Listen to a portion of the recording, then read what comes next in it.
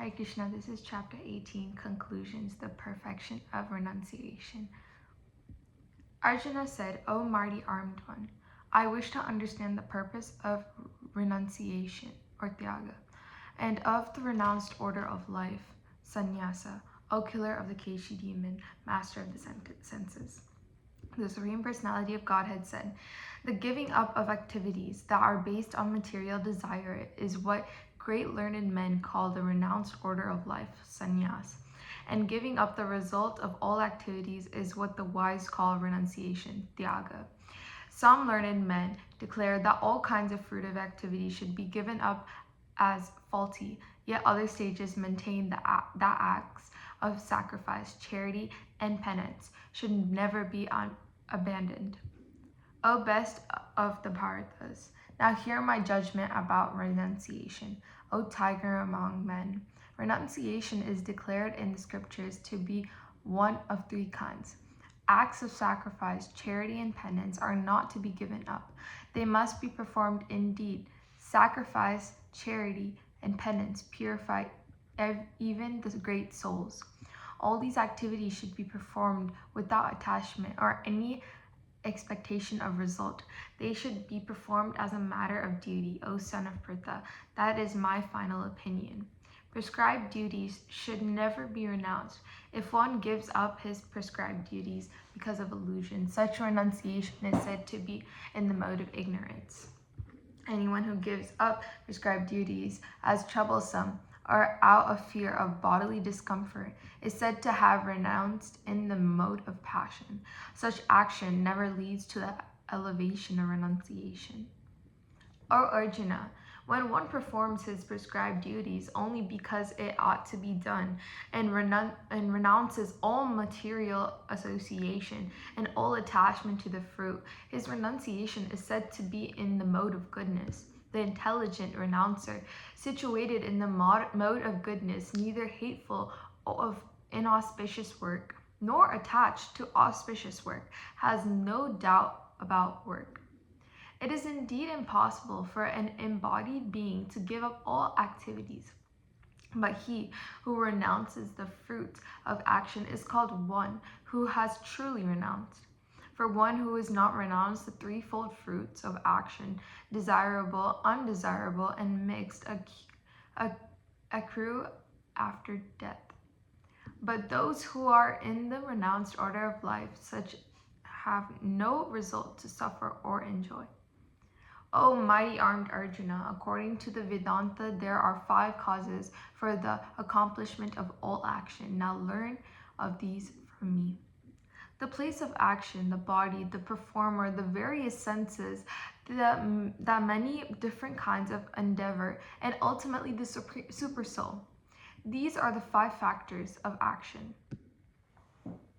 Whatever right or wrong action a man performs by body, mind, or speech is caused by these 5 factors. Therefore, one who thinks himself the only doer, not considering the 5 factors, is certainly not very intelligent and cannot see things as they are. One who is not motivated by false ego, whose intelligence is not entangled, though he kills men in this world, does not kill, nor is he bound by his actions.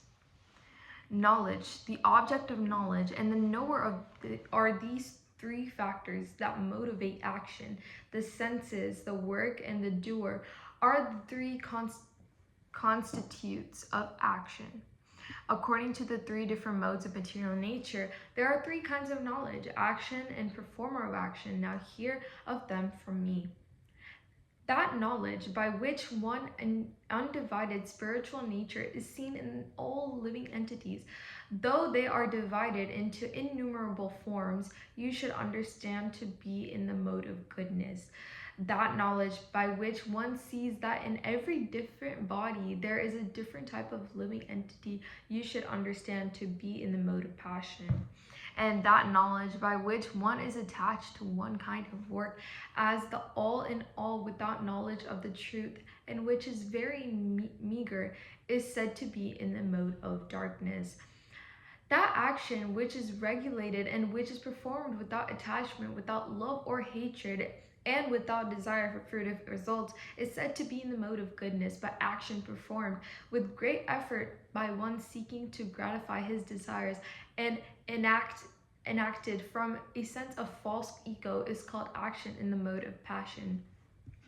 The action performed in illusion is disregarded of scriptural injunctions and without concern for future bondage or for violence or distress caused to others is said to be in the mode of ignorance. One who performs his duty without association with the modes of material nature, without false ego, with great determination and enthusiasm, and without wavering in success or failure, is said to be worker in the mode of goodness.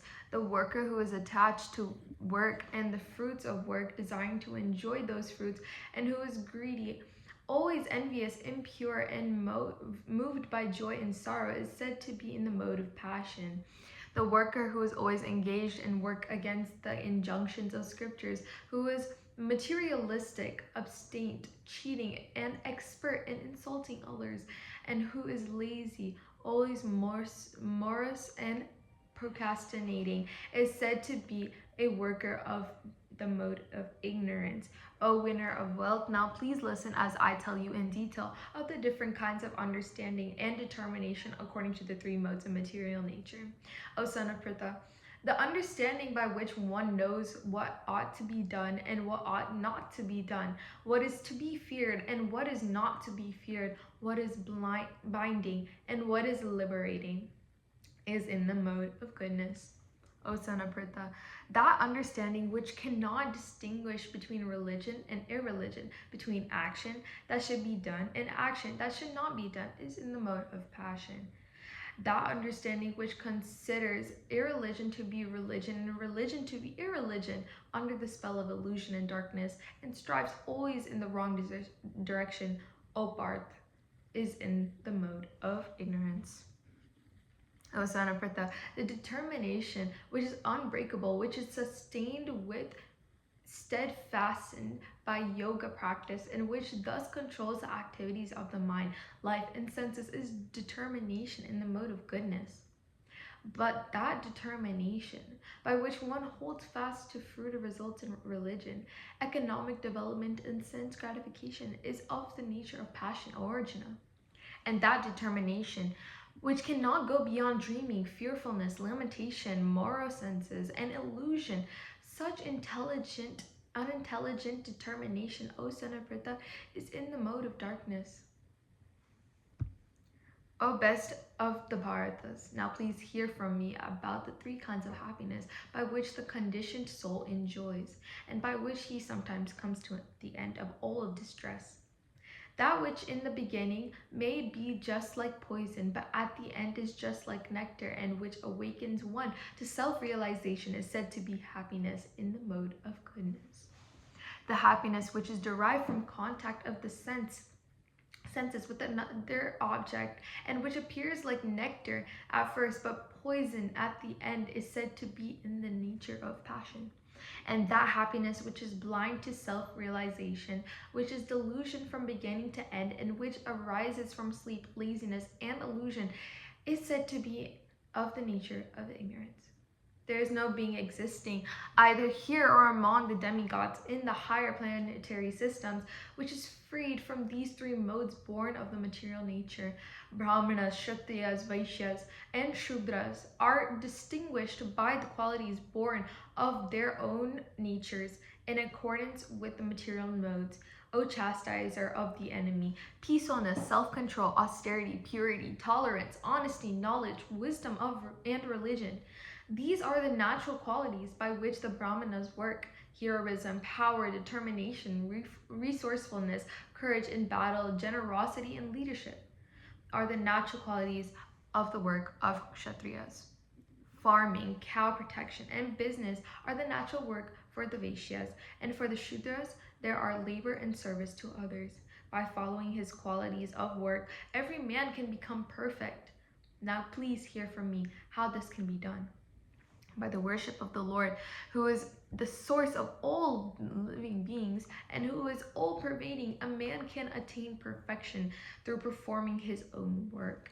It is better to engage in one's own occupation, even though one may perform it imperfectly, than to accept another's occupation and perform it perfectly.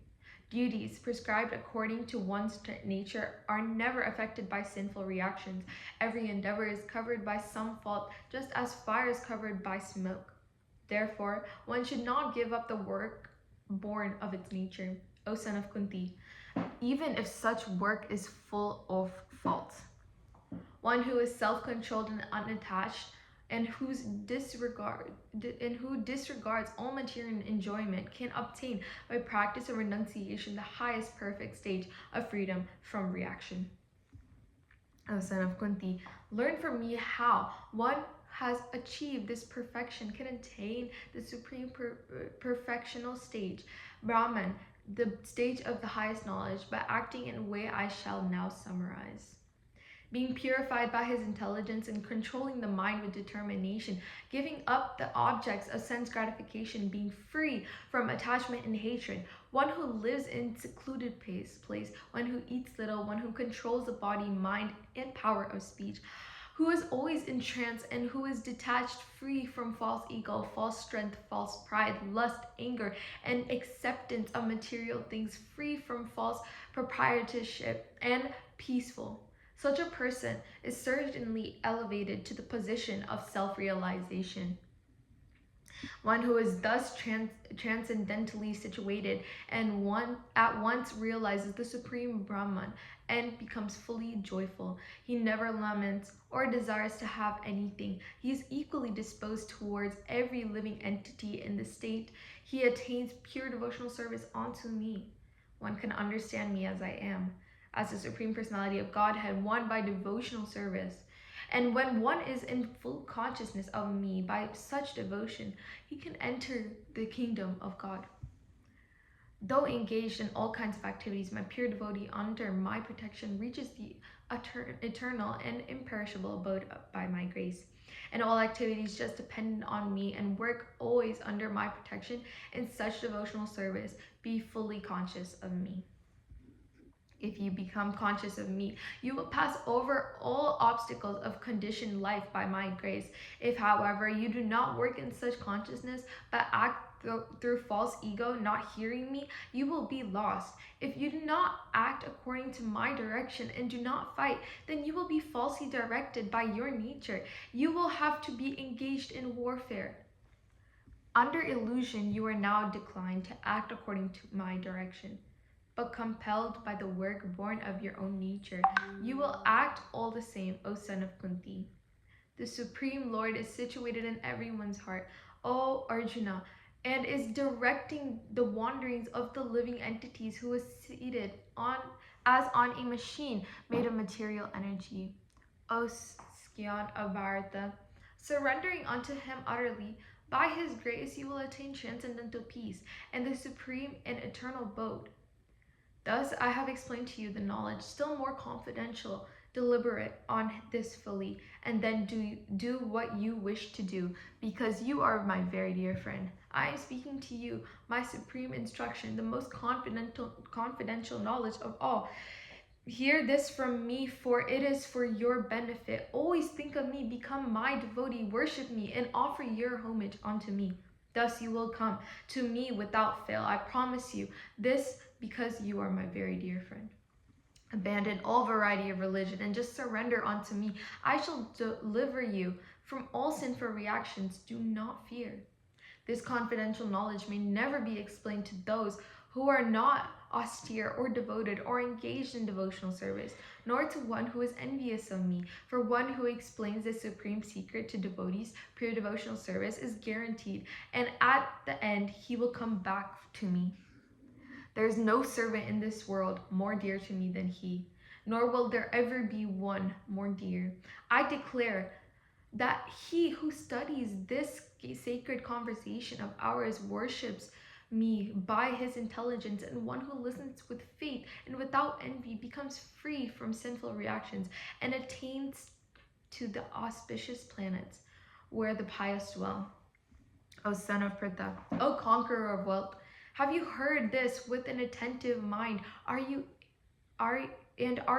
ignorance and illusions now dispelled? Arjuna said, My dear Krishna, O infallible one, my illusions are now gone. I have regained my memory by your mercy. I am now firm and free from doubt, and I am prepared to act according to your instructions. Sanjaya said, Thus, I have heard the conversation of the two great souls, Krishna and Arjuna, and so wonderful is that message that my hair is standing on end. By the mercy of Vyasa, I have heard these most confidential talks directly from the master of the mystics, Krishna, who was speaking personally to Arjuna. O king, as I repeatedly recall this wondrous and holy dialogue between Krishna and Arjuna, I take pleasure, being thrilled at every moment. O king, as I remember the wonderful form of Lord Krishna, I am struck with wonder more, and I rejoice again and again. Wherever there is Krishna, the master of all mystics, and wherever there is Arjuna, the supreme archer, there will also certainly be opulence, victory, extraordinary power, and morality. That is my opinion. Hare Krishna.